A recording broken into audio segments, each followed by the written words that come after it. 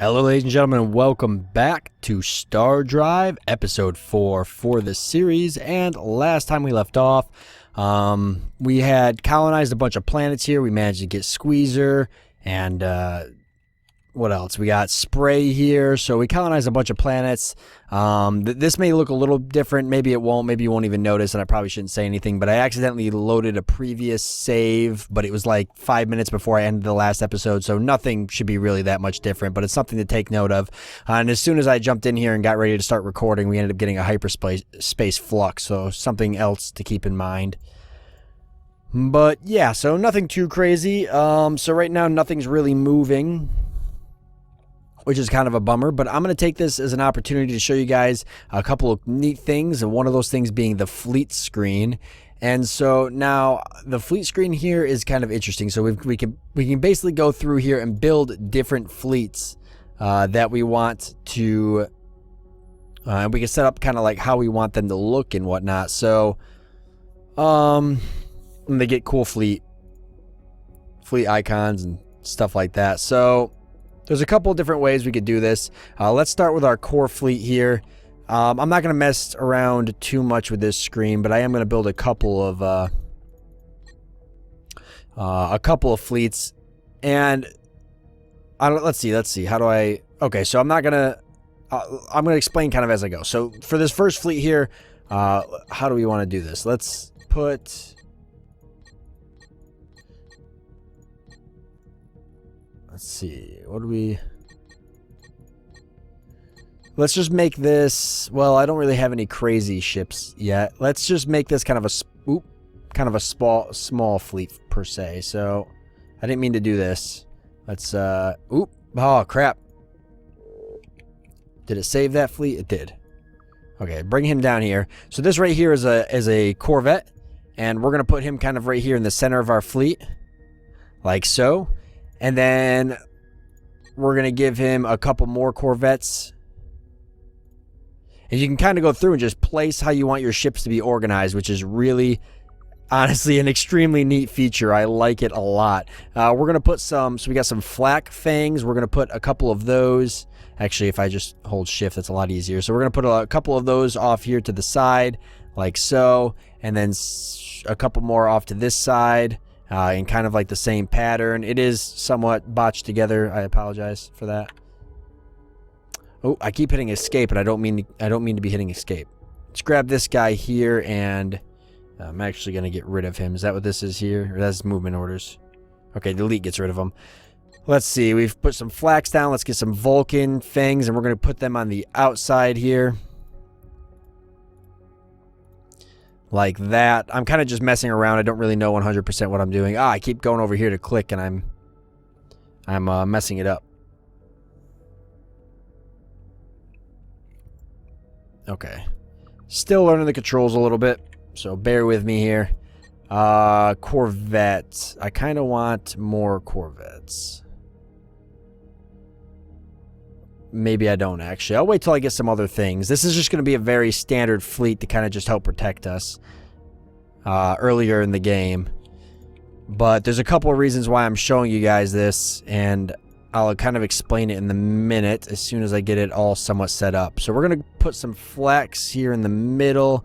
We've got our Vulcans on the sides like that. I think something like that looks kind of good.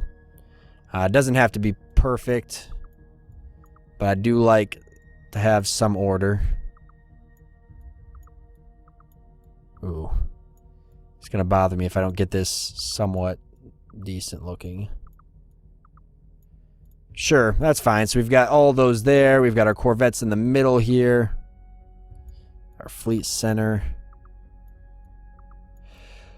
So here we are. We've got like our fleet here. Let's see. And we got group movement orders here we can have set up and whatnot. So how do I want to actually set these guys up? Can I see what these assist nearby weight, defend nearby target, target damage weight? There's a lot of neat stuff here. Target size preference similar. Sure. I guess we'll just keep all this the same until I learn more of these mechanics, because as of right now I don't really know all these full mechanics. But what I really want to show you guys is that you can save the design, and what's really neat is you can do requisition. So I believe if you hit requisition, it'll actually build the ships. It'll order the ships to be built at your best available shipyards. And so as ships die in this fleet, they'll keep getting produced. So of the 43 ships in your empire that are not assigned to fleets, 19 of them can be assigned to fill in this fleet. So we're going to assign now. And then for the 4 new ships, we're going to build. So that's what's really cool about this is now we've got 19 ships assigned to this fleet. Oop, and I'm moving them around a little bit. And you can see they're already filled in there. And now we can see, check this out. This is really neat. So we can actually see where these were assigned. So these are the 4 ships that I didn't have to fill this fleet. And they're being built. One's at Gremlin's Vice, 2's at Gremlin's Vice, and we got 1 at Doc's World and 1 at Shamat. And it'll put it in the worlds that it thinks are most susceptible or can sustain the build. Like, for instance, even though Tor, which is my home world, could probably build these faster because it has a higher production, it's not a good choice because as of right now, if we take a look at Tor, it's way too busy pumping out all these construction ships to build for my subspace or my subspace projectors. So it's interesting how that works. I really like that a lot. And these guys are all moving in. They're probably going to join the fleet as soon as they get here once this hyperspace flux is over. But yeah, I just think that's really awesome, honestly. The fleet screen is probably one of the neatest 4X things I've seen in a 4X game. Like, it's just very, very cool, very unique, unique setup. This colony ship that was going over here to colonize Runchy 3, which I wanted to make a production planet or a science planet, is actually heading up here because that planet got colonized by the Opteris. So I set him up here, and he's going to colonize KC Gray. So you can see him right there. I did that actually off camera real quick. So I've got him going there. I'm thinking about getting Katero here and making that a strictly 100% science planet. But I don't really want to go through and do that just yet because I already have so many empires starting out. I just want to let some of the planets that I've already built, I want to let them build up a little bit more before I just go off and keep colonize other planets. Lots of construction ships built. They're just waiting for the opportunity to warp. Once they can do that, they're going to be ready to go. Where are you guys heading off to? Or why are you heading off? I'm assuming they're going to kind of form that fleet, but... Okay, he's actually en route to this subspace projector. So should I put one right here? Probably. Why don't I do that now then? So we've got, he's en route to that so he can actually ride it. So why don't I put one in the system? Like here? That's just a little bit closer, and then same for this here. One in the system. Hopefully that's not too confusing with the overlapping. Let me know if you think it is, and I'll go back and change it. Oh wait, I've already got one here. Okay, so if I've already got one there, then I don't want this one. I mean, that's kind of far away. Can I move it? Or is it too late? I guess it's too late. I could always do this, I guess. Yeah, that should be fine like that. Okay. Oh, thank God. The hyperspace flux has ended. Okay. I like that. It's a neat feature, but it definitely sucks. So if we look up here, we've got our fleet all set up right up there and ready to go. And we can highlight them, and it'll kind of highlight our core fleet. So let's kind of put them outside of our home planet over here so we can get them all formed up and see what they look like. But that's pretty awesome. If you guys want your name as one of the fleets, let me know. My friend Darkstar has already let me know that he wants to have a ship named after him, so I do have that in mind. So if you're watching this, I haven't forgotten. And anybody else that wants a ship named or something, as many as I can squeeze in, I'll get them in there. Really, another hyperspace flux. Holy crap. Imminent aggression and preparing armed response. Okay, so they're basically just telling me that war between our races is inevitable. Well, if that's the case, then why don't we have a talk with the polyps here and see what they say about maybe going to war with the polyps. So, let's see. Let's discuss another oh, that's not what I wanted. Discuss another empire. The Apteris. We want you to declare war on Apteris. You aren't even at war with them. Why would you ask us to fight them for you? Okay, well, fair enough. Hopefully that didn't make any negative. I just wanted to see what they would say. So I think they would go to war if we went to war with them. Wow, another hyperspace. That is just really bad luck. It's going to inhibit my planets from growing so bad. I've got a lot of ships just kind of hanging around. Freighters, lots of freighters. I need to get more freighters built up here. I think the AI is kind of controlling freighters, though. A bit. Hello, friend. We believe that it would be mutually profitable to open our markets to one another, don't you? Yeah, sure. I was going to take this planet out because I was afraid the humans were going to move up really quickly with technology. But you know what? I'll just kind of befriend them for now, since we're all going to be kind of united under two common enemies, the Apteris and the Relay Devoted. And me being in the middle right here, I need to be very careful. I'm literally in the middle of all four empires. And so if I go to war with the Apteris and then one of these other empires gets kind of froggy, or two of them, I can't fight 3 wars at once. It's just not going to happen. If I was more isolated in a corner, I could maybe do it, but I can't do it in the middle of the map. It's just not going to happen. I want to go to war with the Apteris because I want to take a bunch of their planets, but I'm waiting for all these hyperspace fluxes to die out. I don't even think my ship's got a chance to actually speed up or get up to warp speed by the time that hyperspace flux kicked in. There we go. Everybody's starting to move along now. Enemy agent has sabotaged production on Shamat 5. He was sent by the Apteris. Okay, so at least I know who's sending agents to me. Nice. Well, the Apteris are going to pay. Don't you worry about that. I would really like to drag the Popples, or what is it? I'm forgetting now. The Polyps. Popples. The Polyps into war with me. That would be awesome. Alright, our core fleet's starting to form up. They're going to get into their pattern, or somewhat what their pattern is here. As for Tor, I've got that producing construction ships right now. Let me wait, before I declare war, let me wait till these subspace projectors are fully set up. It's going to give me an opportunity to get my fleets moving around. And I would actually like to do one between those two systems. Virus identified in issues system. Okay, so they're literally just continuously telling me that we're going to go to war. Let's get a bunch of these built up between these systems here.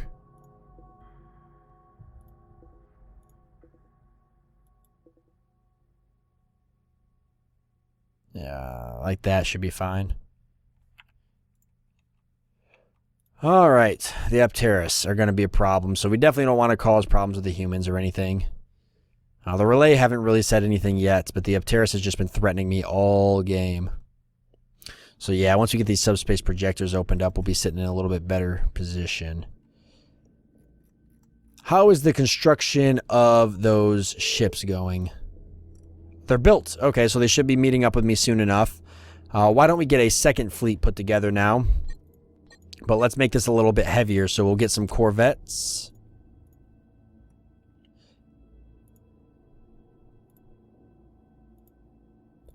Like so. Another fleet of corvettes here. I don't know if I really like the way these all look. Like that, maybe?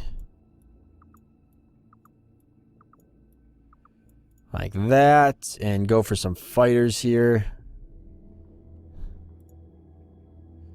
What are we going for? What are we building right now? Flak fighters? I keep doing that. That's gonna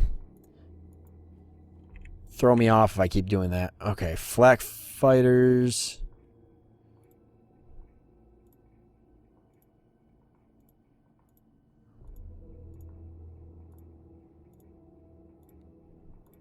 These are some pretty large formations right now, but that's okay because I really have kind of a plan for how I want to do all this. Overwhelm the enemy with fighters. Heavy ships in the middle, kind of driving through. So, flak fighters and then one group of Vulcan fighters. In the center.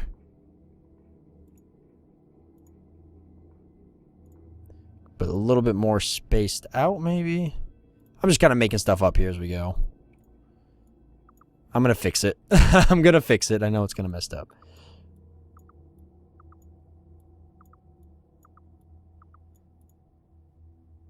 That looks kind of neat. I like that. So let's do requisition. One of them can be assigned, and then we're going to build all the other ships. Holy crap. That's a lot of ships. All right, let's let that get built. That'll give us 2 really strong fleets, and that'll be pretty much that. Now let's take our core fleet here and send them up to the Blackbox system, because that's where I want that fleet sitting, is up there. Since we're looking at war with the Aptera soon, I want to have my first fleet kind of hanging off in the area here. Click on the first fleet. What is he doing? Just one ship right now because I'm waiting for the other ships to be built. But the first fleet's going to chill in the system, this system here, while as our core fleet's going to be the fleet that does most of the battling for us in the initial beginning. Cryogenics is unlocked. That's going to allow our freighters to move larger populations of people between our systems, ultimately giving us a much better... allow our colonies to grow a lot quicker. Let's do subspace projectors here.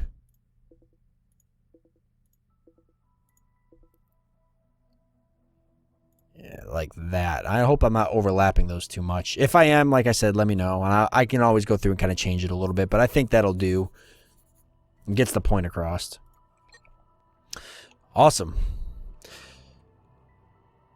Okay, how are we looking at research? Not too bad. Money's definitely coming in now. I want to go for energy weapons. Let's see. Let's get some energy shielding queued up. See, I got frigate construction, which is going to be important. Shipyards. Biospheres, which is definitely going to be important. And I'm going for reaction drive now, which was... which one was reaction drive? Here. And that gives me 20% faster sublight speeds and maneuverability. Yeah, it's going to be extremely important. So we'll definitely stick to that. Let's move frigate construction up here, because frigates are going to be... really important for this upcoming war, and I want to get them added into my fleets as soon as possible. Biospheres. Shipyards. Energy shielding. Let's get energy shielding up there, because I think shielding is going to come into effect as well soon, and is going to be very important. First contact. While patrolling the edges of space, your forces stumble upon a wretched hive of scum and villainy, a Corsair base. The Corsairs have sent you this message. Dear Kolrathi friends, we are so happy that you have found us, or rather that you have allowed us to find you. Times are tough out here in the lonely black reaches of space, and when times get tough, well, the tough get to robbing honest space empires like your own. So we have a proposal for you.